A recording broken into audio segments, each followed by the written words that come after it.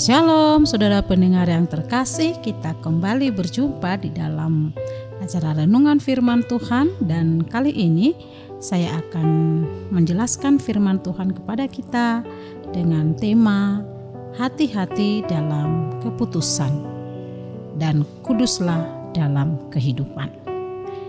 Teksnya terambil di dalam 1 Timotius 5 ayat yang ke-22.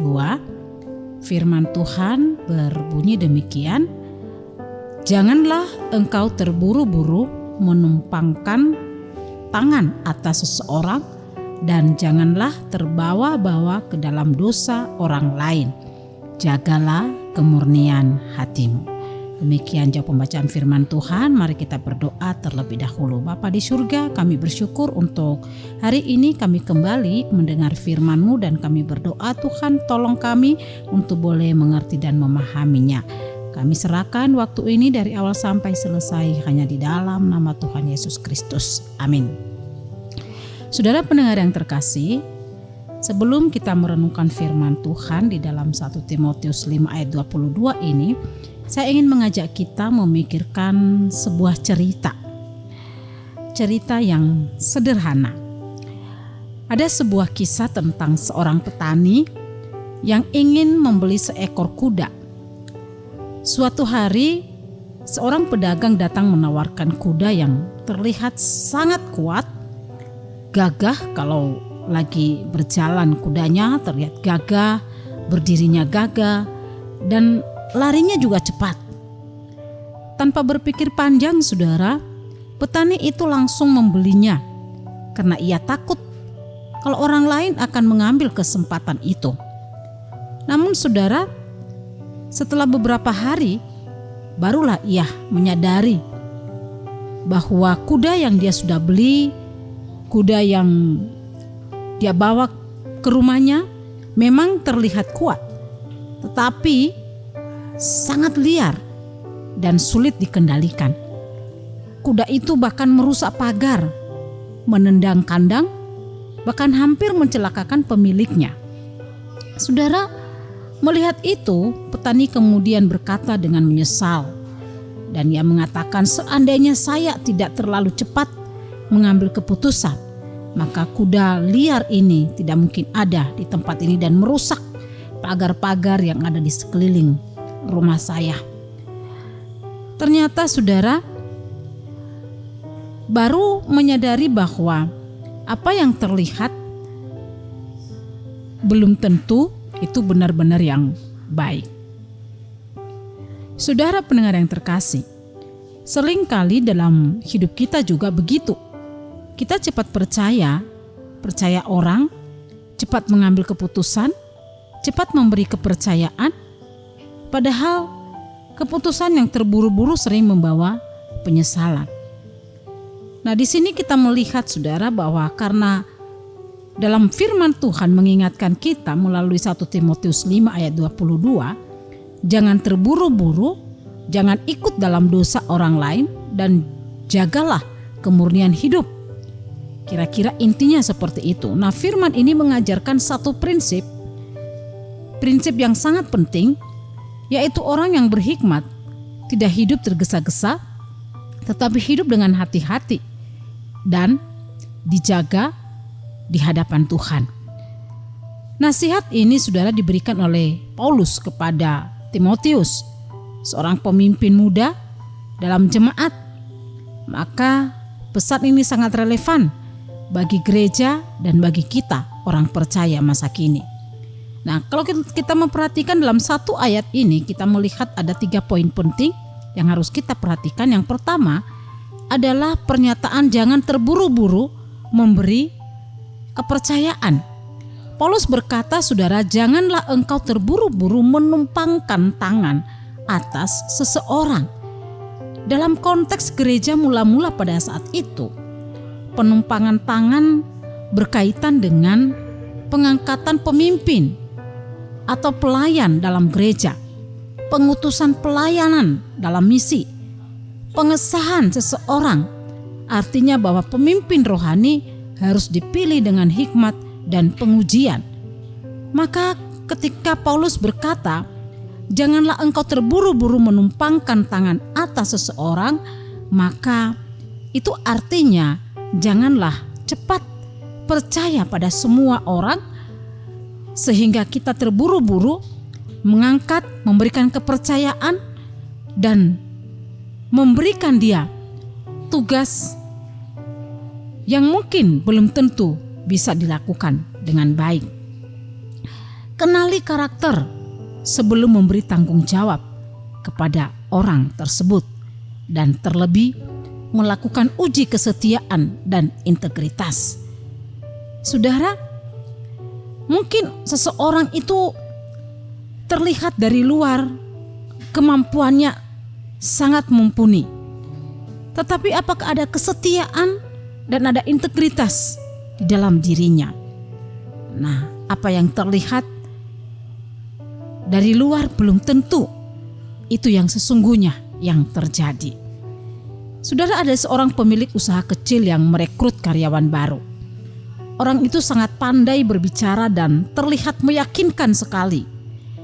Tanpa banyak pertimbangan, ia langsung diberi posisi penting dalam mengurus keuangan.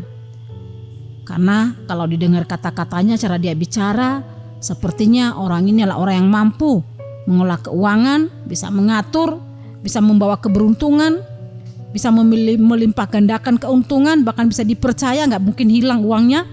Nah, beberapa bulan kemudian setelah dia dipercayakan sebuah tugas tersebut, barulah diketahui bahwa karyawan itu menyalahgunakan uang perusahaan. Pemilik usaha itu berkata, "Seandainya saya tidak terlalu cepat percaya, maka tidak mungkin usaha saya mengalami masalah demikian di tangan orang yang sudah saya percayakan." Saudara, seringkali masalah muncul bukan karena kita jahat, tapi karena kita terlalu cepat percaya tanpa hikmat kepada orang lain, baik dalam pertemanan, dan terlalu percaya sehingga membuat diri kita jatuh sendiri. Saudara, dalam firman Tuhan ini Tuhan mengajarkan kita untuk melihat karakter seseorang, bukan hanya melihat kulitnya, menguji kesetiaannya, menguji sikapnya, sifatnya, dan karakternya. Tidak mengambil keputusan hanya berdasarkan kesan pertama. Ingat saudara bahwa kemampuan bisa dilatih, tetapi karakter dibangun oleh waktu. Maka asli seseorang akan terlihat melalui waktu yang dilewati.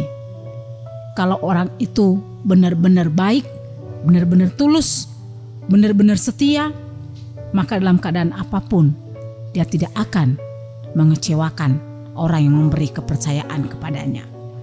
Yang kedua, saudara, jangan ikut ambil bagian dalam dosa orang lain.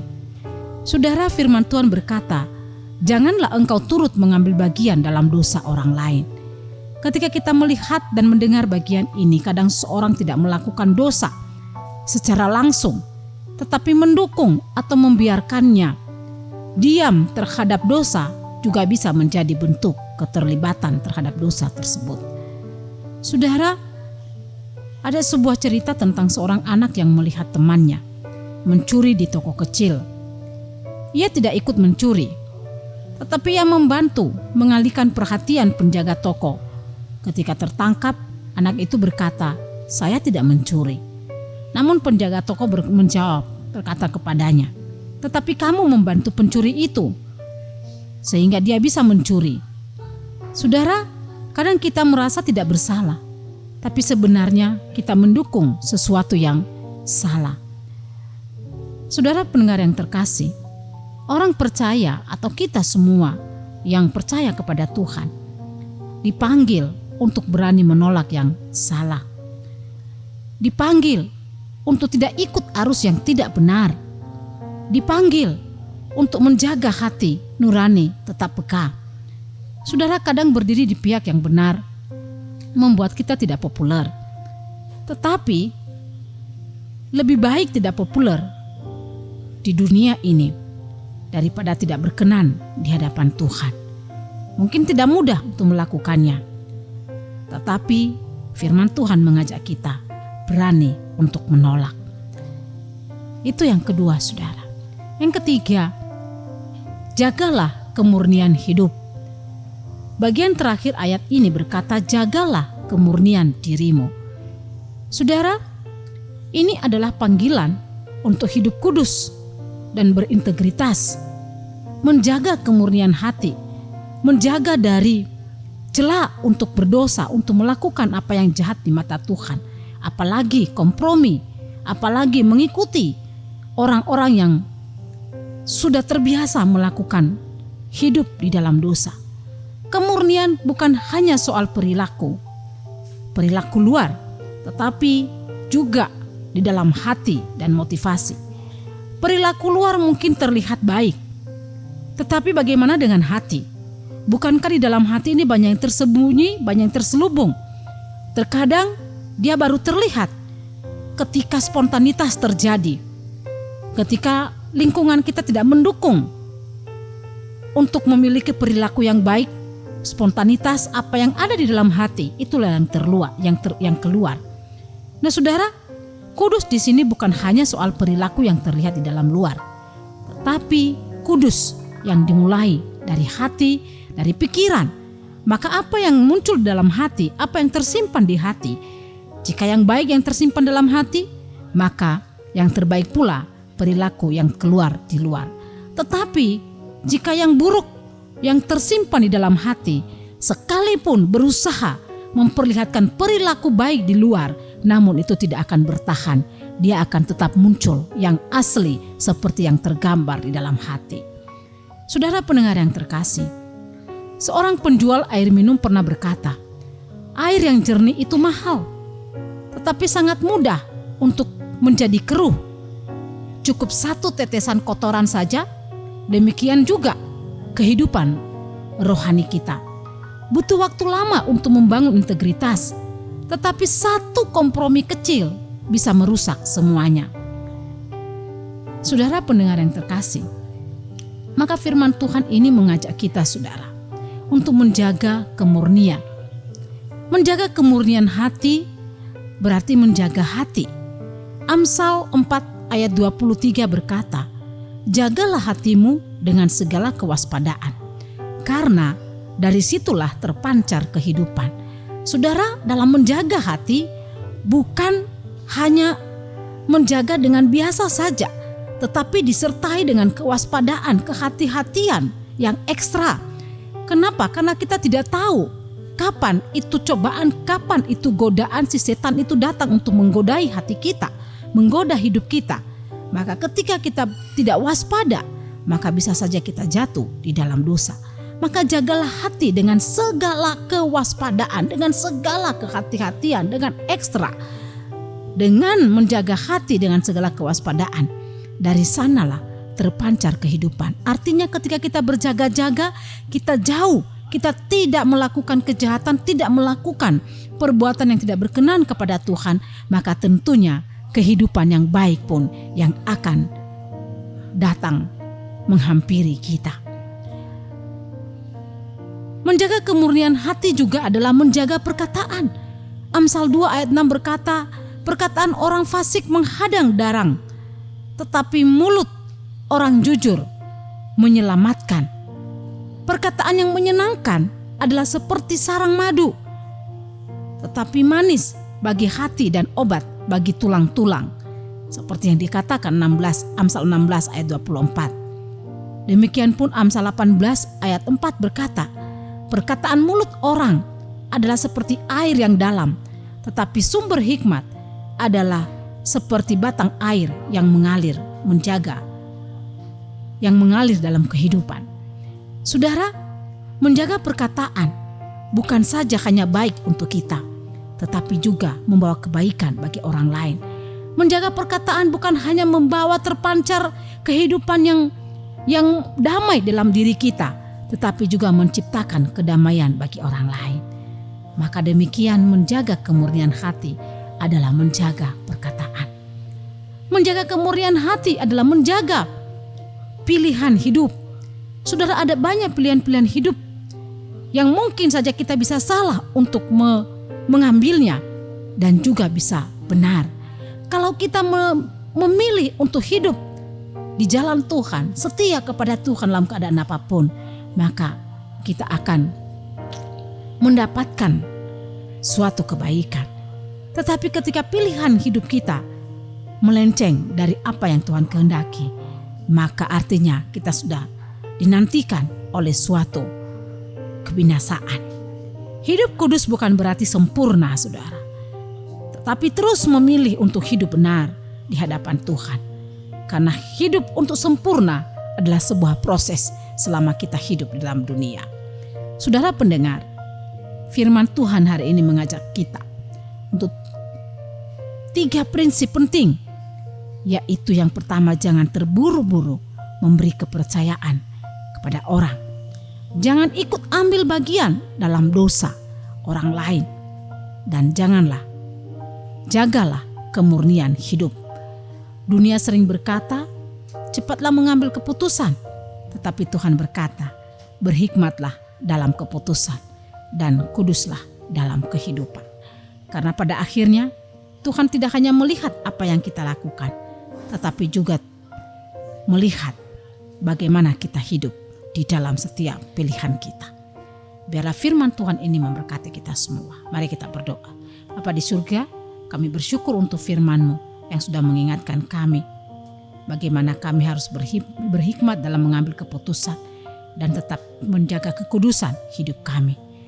Melalui firman Tuhan yang mengingatkan kami untuk tidak terburu-buru mempercayai, memberi kepercayaan pada orang lain hanya dengan melihat apa yang terlihat dari luarnya. Tidak ikut ambil bagian dalam dosa orang lain dan tetap menjaga kemurnian hati kami. Biarlah firman ini akan terus termateraikan dalam hidup kami dan kami melakukan dalam hidup setiap saat. Terima kasih Bapa, inilah firman-Mu. Kami memohon anugerah-Mu untuk Tuhan pimpin kami menghidupi firman ini dalam perjalanan hidup kami di dunia. Di dalam nama Yesus kami berdoa. Amin.